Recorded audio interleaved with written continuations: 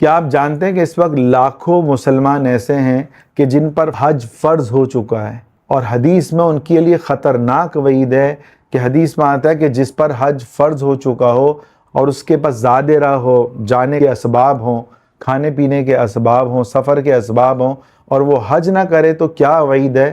یہ سنن ترمذی کی حدیث نمبر 812 ہے۔ اللہ کے نبی صلی اللہ علیہ وسلم نے ارشاد فرمایا ان یموت یہودین او نصرانین، کہ ایسا بدنصیب یہودی ہو کے مرے یا نصرانی، یہودی ہو کے مرے یا عیسائی ہو کے مرے۔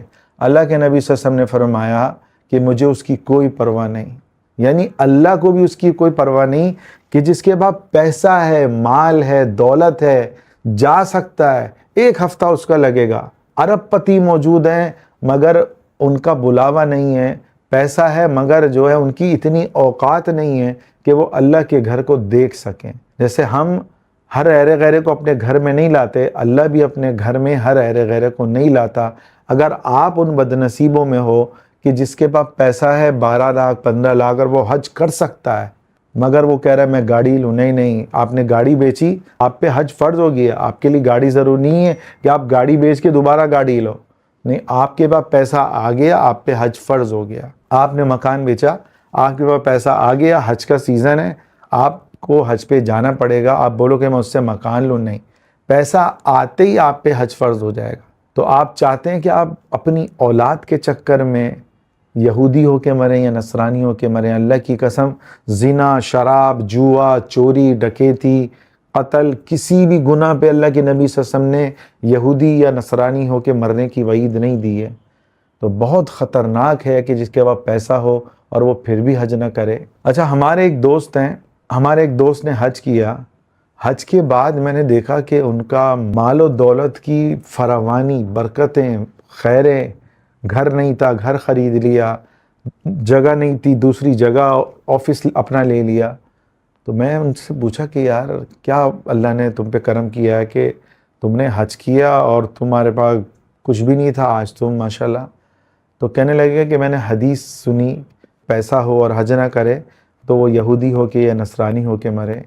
تو اس پر آپ صلی اللہ علیہ وسلم نے ایک الارمنگ سچویشن دی ہے، ڈرایا ہے۔ فرمایا کہ میں نے حدیث سنی، فوراً میرے دل پہ لگی، میں نے اپنی وائف سے کہا، کہنے لگے اس وقت وہ ساتھی ہمارے کہنے لگے، ہمارے تبلیغی دوست ہیں، کہنے لگے میں نے 7 سال سے میں پیسے جمع کر رہا تھا، ایک پلاٹ لیا، میں نے کہا کہ وہاں تو مجھے رہنا نہیں ہے، میں نے کر کے قسطوں پہ ایک پلاٹ لیا، 70 لاکھ کا وہ پلاٹ بکا، مجھے ایک فلیٹ لینا تھا۔ کہنے لگے اپنا حج کا سیزن آ گیا تو حج کے جو ہے میں نے وعید سنی امام صاحب سے جمعے کے بیان میں۔ تو اب دیکھو ہزاروں نہیں لاکھوں لوگ وعید سنتے ہیں جمعے کے بیان میں، کتنے عمل کرتے ہیں یہ سوچیں۔ کہنے لگے میں نے اپنی بیوی سے کہا کہ ہم حج نہ کریں، اس نے کہا کیوں؟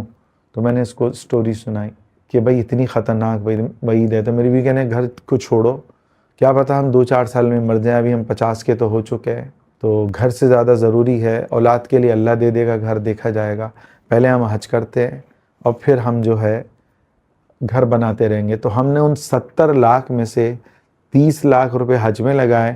وہ کہنے لگے حج سے میں واپس ہی آیا، گھر میرے پاس نہیں تھا، 40 لاکھ میرے پاس تھے۔ کہنے لگے اللہ نے پھر میرے کام میں اتنی برکت دی، اتنی برکت دی، اتنی برکت دی کہ اس پیسے کو جو میں نے لگائے تھے 30 لاکھ، اللہ نے اس کو 10 نہیں 20 نہیں 30 گنا کر کے مجھے لوٹایا۔ اور یہ جو اس کا لوٹانا وہ تمہارے سامنے ہے کہ میں نے گھر بھی بنا لیا، آفس بھی بنا لیا، اور بہت لگزری ان کا آفس، یہ نہیں کہ کوئی عام کروڑ 2 کروڑ ایسا نہیں۔ تو کیا ہے میرا عزیزوں کہ اس واقعے میں ہمارے لیے ایک بڑی ہی عبرت ہے، اور وہ حدیث میں بھی آتا ہے کہ جو شخص مشقت میں حج یا عمرے کرتا ہے یا پے در پہ حج عمرے کرتا ہے، حدیث میں آتا ہے اللہ اس سے رزق کی تنگی کو دور کر دیتا ہے، خیر اور برکتوں کی رحمتیں اس پہ نازل ہوتی ہیں۔ میں حدیث کا مفہوم بتا رہا ہوں، تو صاف حدیث میں یہ صریح الفاظ ہیں نا جو رزق کی برکتوں کا، اس پہ یہ بھی ہے۔ اس کے ساتھ بھی ایسا ہی ہوا کہ اس نے مشقت کر کے حج کیا۔ کتنے لوگ ہیں ان میں اتنی ہمت ہے کہ ان کے پاس پیسہ آ گیا، اب ان کے پاس 2 راستے ہیں کہ یا تو وہ گھر لے یا پھر وہ کہے کہ نہیں یار ہم حج کر لیتے ہیں۔ تو میرے عزیزوں، اگر آپ پر حج فرض ہو چکا ہے، اللہ کی قسم آپ حج کرو، بے شک آپ پرائیویٹ سے کر لو، گورنمنٹ کی 12 لاکھ ہیں، پرائیویٹ کے 17 لاکھ 18 لاکھ یا 15 لاکھ ہیں، آپ پرائیویٹ سے کر لو۔ دیکھو آپ مرنے کے بعد نیکیاں کام آئیں گی، پیسہ کام نہیں آئے گا۔ قرآن میں اللہ کہہ رہا ہے یوم لا ینفع مال ولا بنون الا من اتی اللہ بقلب سلیم۔ قیامت کے دن نہ مال کام آئے گا نہ اولاد کام آئے گی۔ کیا کام آئے گا؟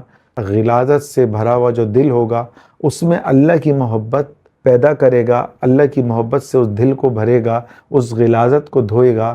وہ دل قیامت کا دن جو 50,000 سال کا ہوگا، اس دن یہ دل کام آئے گا جس کا اللہ سے تعلق جڑا ہوا ہو، اور جس کے بعد پیسہ ہو اور وہ حج نہ کرے، ایک ٹکے کا اس کا اللہ سے تعلق نہیں جڑا ہوا، 10% اس کا ایک مسلمانیت یا اسلام اس کے اندر ہے۔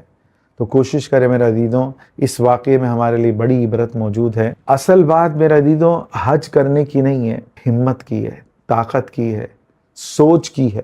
لوگوں کے پاس لاکھوں نہیں، کروڑوں نہیں، اربوں روپے موجود ہیں، حج کو وہ ٹالتے رہتے ہیں۔ اور کچھ ایسے بھی خوش نصیب ہیں جن کے پاس بنگلہ فیکٹری نہیں ہے، مگر اللہ نے ان کو حج کی توفیق دی۔ جو پیسہ جمع کیا، آپ کو پتہ ہے ابھی ایک بندے کا آیا، 27 سال تک اس نے پیسہ ٹک ٹک کر کے جمع کیا، اور پھر وہ ہندوستانی چچا میاں حج کے لیے پہنچے۔